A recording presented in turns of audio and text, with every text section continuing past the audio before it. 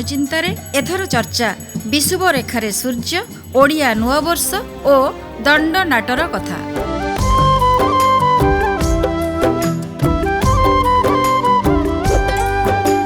ଶିଳା କହେ ଆମ କଥା, ଆମ ସପ୍ରତ ଗାଥା, ଆମ ନାଚ ଗୀତ ଭାଷା, ଆମ ସଂସ୍କୃତି ସଂହିତା, ସବୁ ଅଛି ସବୁ ଥିବ, ରହି ରହି କହୁଥିବ, କେବେ ଆମେ ଭୁଲିବାନି ଆମ ଅସ୍ମିତା।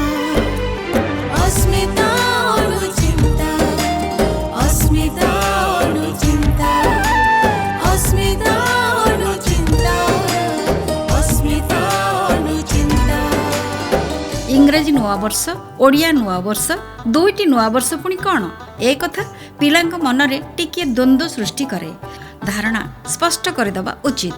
ତା ହେଲା ସୂର୍ଯ୍ୟ ଗୋଟିଏ ରାଶିକୁ ତ୍ୟାଗ କରି ଅନ୍ୟ ରାଶିକୁ ଯେଉଁଦିନ ଗମନ କରନ୍ତି ଓ ବିଷୁବ ରେଖାରେ ଅବସ୍ଥାନ କରନ୍ତି, ତାହାକୁ ମାସର ପ୍ରଥମ ଦିନ ବା ସଂକ୍ରାନ୍ତି କୁହାଯାଏ।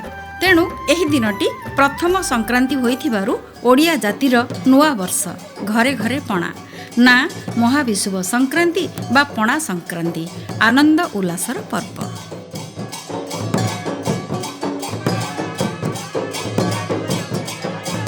ଏହି ସଂକ୍ରାନ୍ତିର 13 ଦିନ ଅଥବା 21 ଦିନ ପୂର୍ବରୁ ଆରମ୍ଭ ହୋଇଯାଏ ଦଣ୍ଡ ନାଟ।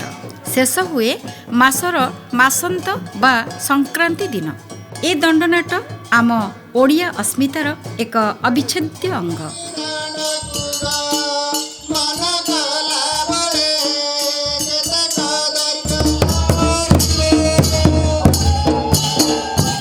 ଚୈତ୍ର ବୈଶାଖ ମାସର ମେଘମୁକ୍ତ ଆକାଶ, ପ୍ରଚଣ୍ଡ କିରଣ, ଝାଞ୍ଜି ପବନ, ତତଲା ମାଟିର ନିଶ୍ୱାସ, ଯାହାକୁ କୁହନ୍ତି ବିଷମ କାଳ। ଠିକ୍ ଏମିତି କାଳରେ ସାଧକମାନେ ଶରୀରକୁ କଷ୍ଟ ଦେଇ ତାଙ୍କୁ ଡାକନ୍ତି। ଡାକିଲେ କାଳେ ସେ ଓ କରନ୍ତି। ସେହି ସାଧକମାନଙ୍କର ବ୍ରତ ବା ସାଧନାକୁ ଆମେ କହୁ ଦଣ୍ଡ ନାଟ।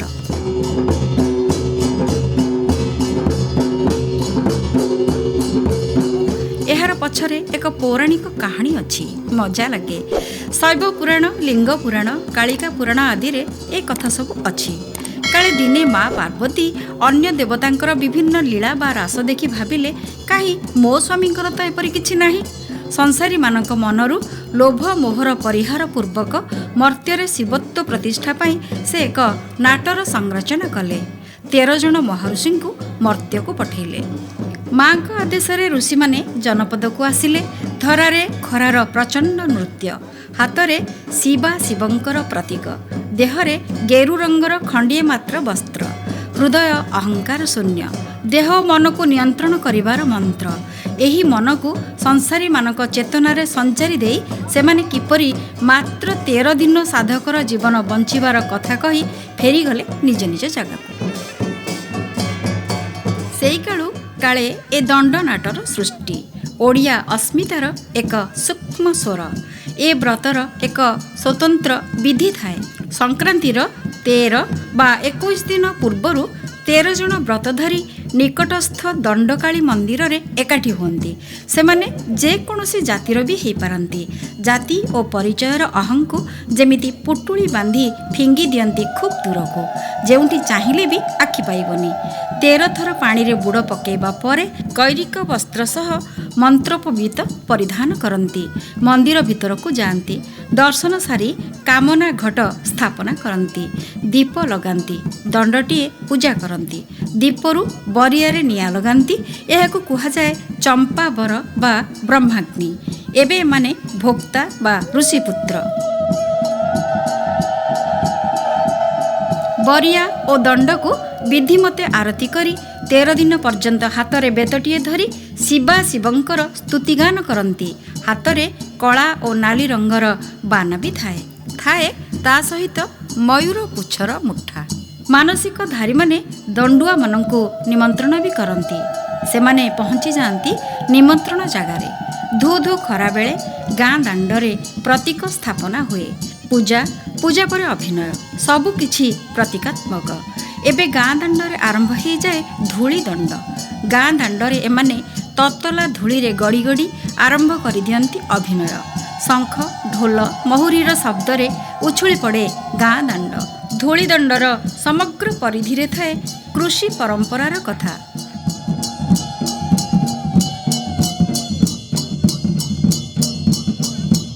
କୃଷି ଆମ ଓଡ଼ିଆ ଅସ୍ମିତାର ମୂଳ ପୁଞ୍ଜି। ସେଇ କଥାକୁ ଭିତ୍ତି କରି କେବଳ ବାଦ୍ୟର ତାଳେ ତାଳେ ଆରମ୍ଭ ହୋଇଯାଏ ଧୂଳିଦଣ୍ଡ। ପ୍ରଥମେ ଗଛ କଟା, କ୍ଷେତ୍ର ପ୍ରସ୍ତୁତି, ହଳ, ବିହନ ବୁଣା, ଚାଷବାସ, ବିହନ ଗଜା, ଫସଲ କଟା, ଫସଲ ଅମଳ, ଶେଷକୁ ତେଲ ପେଡ଼ା ବି ଖୁବ୍ ଚମତ୍କାର ଅଭିନୟ। ଆହୁରି ଆକର୍ଷଣୀୟ ମା'ଙ୍କ ପାଇଁ ଲୁଗା ବୁଣିବା। ଏସବୁ ଅଭିନୟ ଏତେ ଜୀବନ୍ତ ଯେ ନ ଦେଖିଲେ ବିଶ୍ୱାସ କରିହେବନି। ଏସବୁ ସରିଲେ ଦଣ୍ଡୁଆମାନେ ଫେରିଯାଆନ୍ତି ପୋଖରୀ କୂଳକୁ। ପୋଖରୀ କୂଳରେ ପ୍ରଭା ସ୍ଥାପନା କରିବା ପରେ ପାଣିରେ ଅଭିନୟ। ପାଣି ଭିତରେ 13 ଥର ବୁଡ଼ ପକାନ୍ତି। ଛାତିଏ ପାଣିରେ ଠିଆ ହୋଇ ଊର୍ଦ୍ଧ୍ୱ ବାହୁ ହୋଇ ଆଶିଷ କାମନା କରନ୍ତି। କୌଣସି ଦଣ୍ଡୁଆ ଅଶୌଚ ହୋଇଯାଇଥିଲେ ଏହିଠାରେ ବୁଡ଼ ପକାଇ ସେ ଶୌଚ ହୁଅନ୍ତି। ସ୍ନାନ ସାରି ଫେରିଆସନ୍ତି ଗଛ ତଳକୁ। ଏହାକୁ କୁହାଯାଏ ପାଣି ଦଣ୍ଡ। ଏବେ ଗଛ ମୂଳରେ କିଛି କ୍ଷଣର ବିଶ୍ରାମ। ହାତରେ ରାନ୍ଧି ଖାଇବାର ବିଧି, ତାହା ପୁଣି ବକତେ। ନବାତ ଓଲିଆର ପଣାରେ କ୍ଳାନ୍ତି ମେଣ୍ଟାନ୍ତି। ରାନ୍ଧଣା ତାଙ୍କର ଅତି ବିଚିତ୍ର, ତାହା ପୁଣି ଅକଟା, ଅବଟା, ଅଫୁଟା। ଖୁବ୍ ମଜା ଲାଗେ ଶୁଣିବାକୁ, କିନ୍ତୁ କେତେ ଏକାଗ୍ରତା ସେ ଭିତରେ ତାହା ହିଁ ବୁଝିବାର କଥା।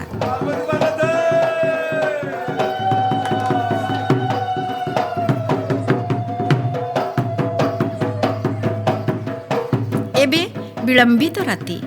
ଖାଇସାରିବାର ଅଳ୍ପକ୍ଷଣ ପରେ 13 ଜଣ ଯାକ ଦଣ୍ଡୁଆ ବାହାରି ଆସନ୍ତି ସେମାନଙ୍କର ଅନ୍ୟ ଭୂମିକା ନିର୍ବାହ କରିବାକୁ, ତାହା ଅଗ୍ନିଦଣ୍ଡ।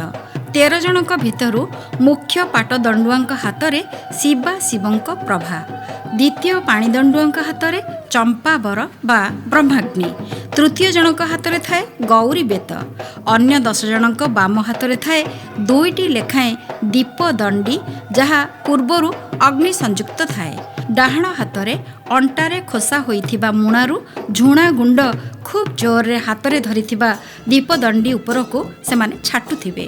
ସମଗ୍ର ପରିମଣ୍ଡଳ ଧୂଆଁ ଆଉ ନିଆଁର ଆସ୍ତରଣରେ କଳା ରୁଦ୍ରାଣୀ କି ଜୟ ଧ୍ୱନିରେ ଝଙ୍କୃତ ହୋଇ ଉଠୁଥିବ।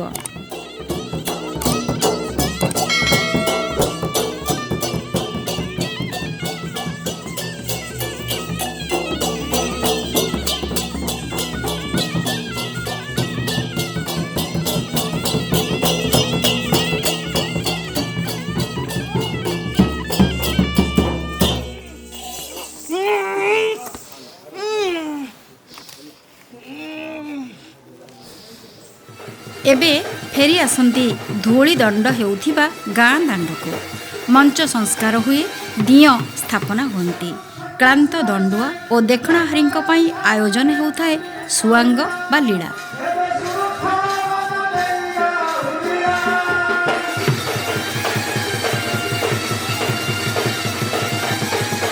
ଏହା ବେଶ୍ କୌତୂହଳପୂର୍ଣ୍ଣ। ଚଢ଼େୟା ଚଢ଼େୟାଣୀ, ଶବର ଶବରୁଣୀ, ଧୋବା ଧୋବଣୀ, ଯୋଗୀ ଯୋଗିଆଣୀ, ହାଡ଼ି ହାଡ଼ିଆଣୀ, ବୀଣାକାର ବୀଣାକାରିଣୀଙ୍କ ନୃତ୍ୟ ଓ କାହାଣୀରେ ପୁରି ଉଠେ ଗାଁ ଦାଣ୍ଡ। ବେଶଭୂଷା ଚରିତ୍ର ଅନୁରୂପ। ଲେଖକ ସ୍ଥାନୀୟ କବି, ତେଣୁ ବୈଚିତ୍ର୍ୟମଣ୍ଡିତ।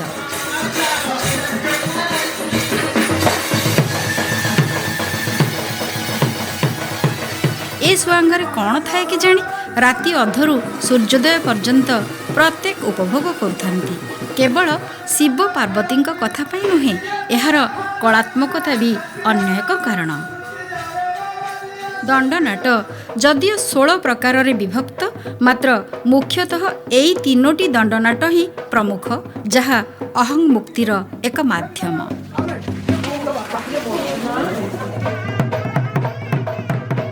ପାରମ୍ପରିକ ନାଟକ ତ ଆମ ଅସ୍ମିତାର ପରିଭାଷା। ଏହା ଥାଉ, ଏମିତି ଥାଉ, ଯୁଗ ଯୁଗ ପାଇଁ ଥାଉ। ଆପଣଙ୍କ ଶ୍ରଦ୍ଧା ଓ ଭଲ ପାଇବା ଆମର ପାଥେୟ, ଆଗକୁ ଯିବାର ପ୍ରେରଣା। ଅସ୍ମିତା ଅନୁଚିନ୍ତାକୁ ଦେଖିବାକୁ ଭୁଲିବେନି।